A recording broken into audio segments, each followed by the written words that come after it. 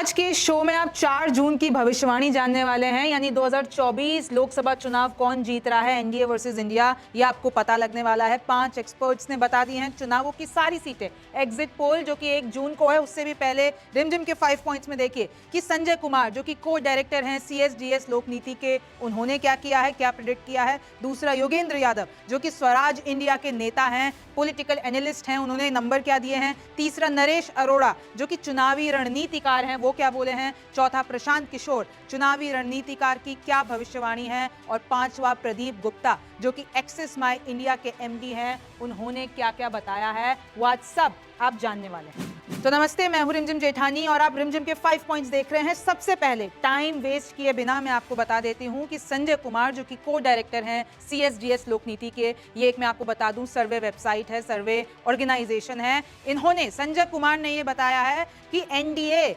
300 तक रह जाएगी और बीजेपी को 272 पार बताया है। उन्होंने बताया है कि देखिए 300 तक सिमट जाएगी। वैसे तो प्रधानमंत्री मोदी और बीजेपी और एनडीए कह रहे हैं कि 400 पार होगा, लेकिन संजय कुमार कह रहे हैं कि 300 से आगे नहीं जाएगा एनडीए गठबंधन। और इसमें भी 300 से जो आंकड़ा है, बीजेपी को 272 मिलेगी। अब आगे देखिए, उनका कहना है कि कांग्रेस को फायदा होता हुआ दिख रहा है, बीजेपी को नुकसान होता हुआ दिख रहा है। और उन्होंने एक इंटरेस्टिंग चीज बताई है कि जब इस चुनाव की शुरुआत हो रही थी, जब पहले चरण की शुरुआत हो रही थी, तब उनको ऐसा लग रहा था कि कांग्रेस का कोई कनेक्ट नहीं था। लेकिन जैसे जैसे ये चुनावी चरण आगे बढ़ने लगे, वैसे वैसे इनको लगता है कि कांग्रेस का अब जनता के साथ एक कनेक्ट बढ़ गया है। बीजेपी के खिलाफ अब उनको एक ऑप्शन मिल गया है, क्योंकि शुरुआती में तो वो यही कहते कि बीजेपी के खिलाफ कोई ऑप्शन नहीं है, कोई ऑल्टरनेटिव नहीं है, इसलिए हम उन्हीं को वोट देंगे क्योंकि हमारे पास कोई बेहतर ऑप्शन नहीं है। लेकिन अब लग रहा है कि कांग्रेस का जो ये मुद्दे हैं, कांग्रेस का जो कनेक्ट है जनता के साथ, वो बढ़ गया है। चाहे फिर उनका कोई भी मुद्दा हो कि अगर बीजेपी 400 पार होती है, एनडीए 400 पार होता है, तो लोकतंत्र को खतरा है, क्योंकि वो लोग संविधान बदल देंगे। महंगाई, बेरोजगारी जैसे मुद्दे पर विपक्ष अभी हमलावर है। और देखिए, इनका कहीं ना कहीं कहना है, संजय कुमार का, कि हिंदुत्व जैसे मुद्दे अब इस पिक्चर में नहीं है। अब दूसरा देख लीजिए, योगेंद्र यादव का क्या कहना है। उनका कहना है कि देखिए, अभी तक जो 6 चरण के चुनाव हो चुके हैं, उसमें उनको लगता है कि एनडीए, पूरी की पूरी एनडीए को उन्होंने लगभग 290 सीटें दी हैं। उनका यह भी कहना है कि जो अभी 7वां चरण होने वाला है 1 जून को, उसमें भी 20 से 25 सीटों का नुकसान शायद हो सकता है। और अगर यह हो जाता है तो एनडीए जो है वो अल्पमत में आ सकती है। हालांकि उन्होंने ये भी कहा कि इसकी पॉसिबिलिटीज बहुत कम है, लेकिन फिर वो कहते हैं कि छठे चरण के बाद बीजेपी को लगता है, उनको लगता है कि 240 से 260 के बीच में मिलेंगी सीटें, यानी कि 250 हम एवरेज निकाल के चलें तो छठे चरण के बाद बीजेपी को महज 250 सीटें। और उन्होंने ये भी कहा है कि अगर हम पूर्व भारत की बात करते हैं, दक्षिण भारत की बात करते हैं, तो उसमें 0 चेंज होगा। अब इसके पीछे उन्होंने लॉजिक क्या दिया है कि देखिए, 300 से ऊपर आना बीजेपी का तो नामुमकिन है। उन्होंने एकदम ये ऐलान कर दिया कि ये तो हो ही नहीं रहा है, 300 से ऊपर तो नहीं जा सकती है, बहुमत के नीचे भी आ सकती है। लेकिन इसके पीछे उन्होंने ये लॉजिक दिया है पूर्व और दक्षिण को लेकर कि केरल, आंध्र प्रदेश, तमिलनाडु, ओडिशा, तेलंगाना में बीजेपी को फायदा होगा कुछ सीटों का, लेकिन कर्नाटक में भारी नुकसान हो जाएगा। तो जो वो है बैलेंस हो जाएगा। कर्नाटक में लगभग 12 सीट का नुकसान हो सकता है। और महाराष्ट्र में अगर सिर्फ बीजेपी की बात करती हूं तो 5 सीटों का नुकसान हो सकता है, योगेंद्र यादव का कहना है। और उन्होंने ये भी कहा है कि महाराष्ट्र में महायुति एकदम चौपट है, यानी ये जो इनका एनडीए गठबंधन है वो एकदम चौपट होने वाली है। 20 सीटों का नुकसान महाराष्ट्र में योगेंद्र यादव कह रहे हैं। और कह रहे हैं कि पूर्वोत्तर में जैसा उनका प्रदर्शन 2019 में था, वैसा ही रहने वाला है। गुजरात, राजस्थान में बीजेपी को 10 सीटों का नुकसान होता हुआ दिखाई दे रहा है इन्हें। हरियाणा, दिल्ली में भी 10 सीटों का नुकसान। पूर्व, यानी अगर मैं इधर पूरे ईस्ट इलाके की बात करती हूँ, उसमें आप बंगाल भी ले लीजिए, उसमें 5 सीटों का। यूपी में 10 सीटों का नुकसान होता दिख रहा है। बिहार में एनडीए को 15 सीटों का नुकसान अगर ओवरऑल देखते हैं, हम सब कुछ मिला लें। मध्य प्रदेश, छत्तीसगढ़, झारखंड में ओवरऑल 10 सीटों का नुकसान। अब देखिए, एक और बात उन्होंने बोली है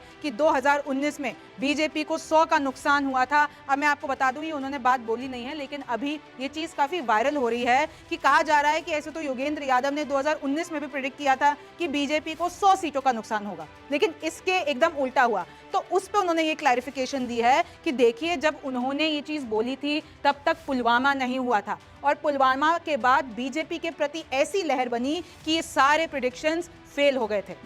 अब तीसरे पे आ जाते हैं नरेश अरोड़ा, जो कि चुनावी रणनीतिकार है। उन्होंने कहा है कि देखिए कोई बड़ा उलटफेर नहीं होने वाला है, 2019 जैसे ही नतीजे रह सकते हैं, लेकिन इससे कुछ ऊपर ही होगा, नीचे तो नहीं होगा। ऊपर नीचे हो जाए, कांग्रेस 65 लिमिट तक उन्होंने बताया कि अगर कांग्रेस ने अच्छा प्रदर्शन किया तो 65 से ऊपर नहीं जा पाएगी। देखिए बीजेपी बहुमत में रहेगी, वेव इलेक्शन नहीं है। उन्होंने एक और इंटरेस्टिंग पॉइंट बताई है कि अगर आप 2014 2019 देखते हैं तो एक मोदी लहर थी, लेकिन इस बार ऐसा ना कोई नया मुद्दा है, ना कोई वेव है, ना कोई एंटी वेव है, तो एकदम जो है बहुमत में तो रहेगी, लेकिन एकदम वेव की तरह या मोदी लहर की तरह जैसे पिछले बार हुआ था वैसा नहीं होने वाला है। दक्षिण में बिल्कुल बढ़त मिलेगी, नरेश अरोड़ा का ये कहना है। राजस्थान, पंजाब और कर्नाटक में नुकसान हो सकता है बीजेपी को, या मैं कहूं एनडीए को। बंगाल में बीजेपी को फायदा होगा, चाहे एक ही सीट का हो, लेकिन फायदा जरूर होगा। और दिल्ली में भी कोई नुकसान नहीं है बीजेपी को। आपको पता है दिल्ली की सारी सीटें बीजेपी के पास है इस वक्त, यानी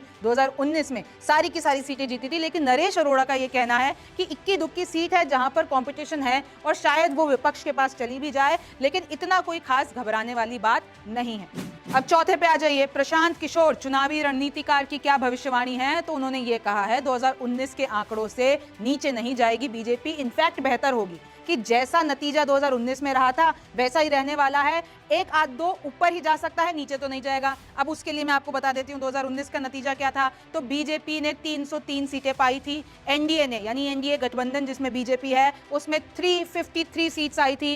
कांग्रेस के पास आई थी 52 52 और यूपीए के पास आई थी 91। अब देखिए इनके क्या पॉइंट्स है कहने के लिए कि बीजेपी को दक्षिण पूर्व में अच्छी खासी बढ़त मिल रही है। बिहार, महाराष्ट्र की जो भरपाई है, कि अगर आप कह दें कि बिहार और महाराष्ट्र में कुछ सीटें एनडीए या बीजेपी की जा सकती हैं, तो उनकी जो भरपाई है वो दक्षिण और पूर्व में हो जाएगी, क्योंकि इस बार वहां पर बीजेपी अच्छा प्रदर्शन करने वाली है। बीजेपी को 370 तो नहीं मिलेगा, लेकिन 270 के नीचे भी नहीं आएगी बीजेपी, ये उन्होंने क्लियर कह दिया है। और 370 हम इसलिए कह रहे हैं क्योंकि जब से देखिए नारा बुलंद है, बीजेपी वाले एक ही नारा बुलंद करते हैं कि एनडीए 400 पार और बीजेपी 370 पार, तो उन्होंने एकदम मना कर दिया है कि जो नारा है ये सपना है, वो तो नहीं होने वाला है। 370 पार तो नहीं जाएगी, लेकिन 270 के नीचे भी नहीं आएगी। और देखिए उत्तर और पश्चिम में मटीरियल नुकसान नहीं है। उन्होंने कह दिया है कि जो नॉर्थ के राज्य हैं और जो पश्चिम राज्य हैं यानी वेस्ट के राज्य हैं, उसमें मटीरियल नुकसान नहीं है। इसका मतलब होता है कि 50 सीटों से ज्यादा नुकसान नहीं है, तो उसको मटीरियल नुकसान कहते हैं।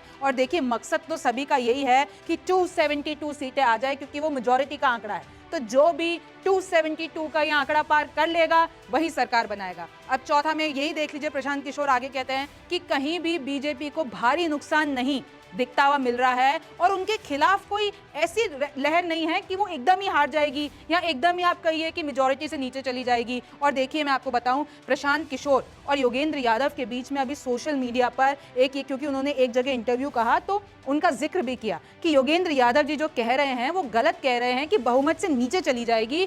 प्रशांत किशोर का ये कहना है कि इसके कोई भी फैक्ट्स नहीं है कि वो बहुमत से नीचे चली जाएगी, और उनका यही कहना है कि कहीं भी बीजेपी को मटीरियल नुकसान या बीजेपी को भारी नुकसान होता हुआ नहीं दिख रहा है। उनके खिलाफ कोई लहर नहीं है। और ऐसा नहीं कि विपक्षी जो पॉलिटिकल एनालिस्ट है वो भी ऐसा नहीं कह रहे हैं, कोई नया चेहरा नहीं है कि भैया आप, उन्होंने ये भी बताया कि आप क्यों जीतते हो चुनाव बहुमत से, वो इसलिए ही जीतते हो। कोई ऐसी लहर तभी आती है कि एक तो यहाँ तो सामने वाले के पास कोई नयापन हो, कोई नया चेहरा हो, कोई एंटायरली नया मुद्दा हो, कोई लहर हो, तभी आप कोई चुनाव जीतते हो। या फिर जो सत्ताधारी दल है उसके खिलाफ एंटी इनकम्बेंसी इतनी हो कि सामने वाली पार्टी चुनाव जीत जाए। और ये दोनों ही चीजें इसमें अभी नहीं होती हुई दिख रही है। हालांकि उन्होंने एक और चीज कही है कि मोदी जो है वो अब थोड़े कम ताकतवर हो जाएंगे, सीट्स उनके पास ज्यादा आ सकती हैं, लेकिन मोदी थोड़े कम पावरफुल, उनके जो भक्त हैं, उनके जो सपोर्टर्स हैं वो थोड़े कम हो जाएंगे। उन्होंने ऐसा कहा है कि अब जितने 2014 और 2019 में जितने पावरफुल मोदी थे उतने नहीं रहेंगे।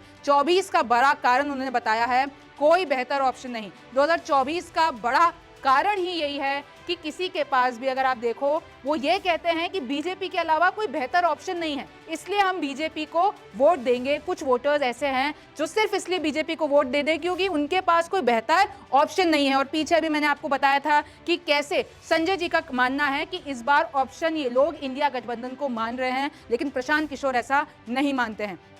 मोदी पर सब निर्भर, जैसे इंदिरा गांधी पर थे। इन्होंने एक और इंटरेस्टिंग पॉइंट यहाँ पे बताया है कि देखिए सेम चीज हो रही है, जैसे प्रधानमंत्री मोदी पर ये जो डिपेंडेंसी वो इतनी बढ़ गई है कि जैसे उस वक्त थी इंदिरा गांधी के टाइम, और जैसे ही अगर मोदी की या इंदिरा गांधी की पॉपुलैरिटी कम होती है तो पूरी पार्टी पर इसका असर पड़ेगा। और पांचवा देख लीजिए, प्रदीप गुप्ता जो कि एक्सिस माई इंडिया के एमडी हैं, देखिए ये कभी भी कोई नंबर नहीं बताते हैं, इतने इनके इंटरव्यूज हैं, हमेशा ये कहते हैं 1 जून को देखिए हम एग्जिट पोल बताएंगे, लेकिन फिर भी जो इस वक्त सोशल मीडिया पर वायरल हो रहा है, इनके कुछ संकेत हैं जो वायरल हो रहे हैं। इन्होंने अभी तक कोई सीट नहीं बताई है, लेकिन इन्होंने ये जरूर कहा है कि इस बार 2019 चुनावों से ज्यादा टक्कर 2024 के चुनावों में है, मतलब ये जो कंपटीशन है वो ज्यादा है। फिर देखिए उन्होंने ये कहा है कि कांग्रेस ने इस बार ट्रिपल बैकफुट लिया है, और ये उनका संदेशा था अमेठी और रायबरेली का, क्योंकि उन्होंने कहा कि देखिए पहले तो सोनिया गांधी लड़ती नहीं है, राज्यसभा की सीट चुनती है, फिर उसके बाद अमेठी से राहुल हट जाते हैं, और फिर रायबरेली से प्रियंका को ना लड़ा के राहुल गांधी को लड़ाते हैं। तो ये ट्रिपल बैकफुट कहीं ना कहीं कांग्रेस के लिए घाटा कर सकता है। राज्यसभा अमेठी रायबरेली मैं आपको बता चुकी हूँ कि ट्रिपल बैकफुट क्या है। और देखिए उन्होंने एक और चीज कही है कि जनता इस बार क्या सोच रही है, जनता इस बार सोच रही है कि सरकार के दावों में ज्यादा दम है कि विपक्ष के वादों में ज्यादा दम है। और इसी के साथ मैं आपको बता दूं कि 5 बड़े एक्सपर्ट्स ने ये बताया है। अब आप सभी को एग्जिट पोल 1 जून को देखना है न्यूज़ 24 पर। तब तक के लिए न्यूज़ 24 देखते रहिए, रिमझिम के 5 पॉइंट्स देखते रहिए। मैं हूं रिमझिम जेठानी, फिर मुलाकात होगी।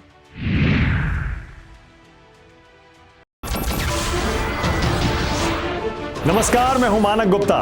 अगर आपको हमारा ये वीडियो पसंद आया हो तो इसे लाइक और शेयर जरूर करें, और हाँ, हमें सब्सक्राइब और फॉलो करना ना भूलें ताकि आप देश और दुनिया की कोई खबर मिस ना करें।